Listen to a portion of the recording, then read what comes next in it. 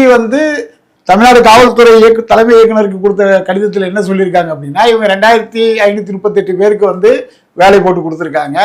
அதுவும் வந்து interview attend பண்ணாம பரீட்சையை எழுதாத ஆட்களுக்கெல்லாம் வேலை போட்டு கொடுத்துருக்காங்க. இது வந்து ஒரு மிகப்பெரிய ஊழல், அவங்க மேல நடவடிக்கை எடுக்கணும்னு சொல்லியிருக்காங்க. அப்போ 25 லட்சம் ரூபாயில இருந்து 35 லட்சம் ரூபாய் ஊழல் லஞ்சம் வாங்கி கொண்டு வேலை போட்டிருக்க சொல்லப்படும் போது 1000 கோடி ரூபாய்க்கு மேல ஊழல் வருது. இவங்க 888 கோடின்னு எப்படி சொல்றாங்கன்னு தெரியல.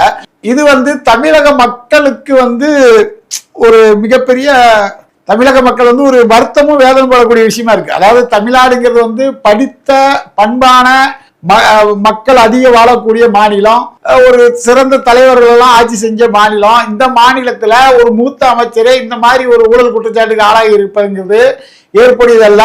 இவர்கள் வந்து தமிழக முதல்வர் அவர்கள் உடனடியாக இவர் மீது நடவடிக்கை எடுக்கணும். அதாவது இவர் ஊழல் செஞ்சிருக்காரா செய்யலையாங்கிறத வந்து விசாரிக்கணும். விசாரிக்கிறதுக்கு முன்னாடியே அவர் மேல வந்து இந்த மாதிரி கடுமையான ஒரு அவர் அமைச்சர் பதவி நீக்கினால் கொஞ்சம் மரியாதையா இருக்கும்.